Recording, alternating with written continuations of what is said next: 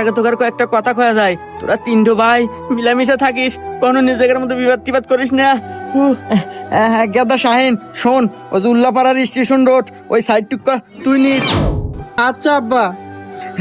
আর গাদা সিংকু তুই শোন, ওই যে সিরাজগঞ্জ চায়নাবাদ ওই সাইটে অনেক লোকজন, লোকের লোক আরো নয়, ওখানে ব্যবসাও ভালো হয়, ওই সাইড টুকা তুই নিস বাজান। ঠিক আছে আব্বা। বাজান সোহাগ, তুই তো সবচেয়ে ছোট, ওই যে হাটিকুমরুল একটা নতুন ইন্টারচেঞ্জ হইতেছে, অনেক কাস্টমারের খুব চাপ, ওই সাইডটুকু তুই নিস বাজান। ঠিক আছে আব্বা। আরে আব্বা তুমি এনে কোনো টেনশন করো না, তুমি শান্তালে মরো তো। বাহ, কে রে টিঙ্কু, তোর বাপ তো অনেক ভালো মনের মানুষ রে। মরার আগে তিন বেটাক সমান তালের জায়গা তুমি ভাগ করে দিতেছে।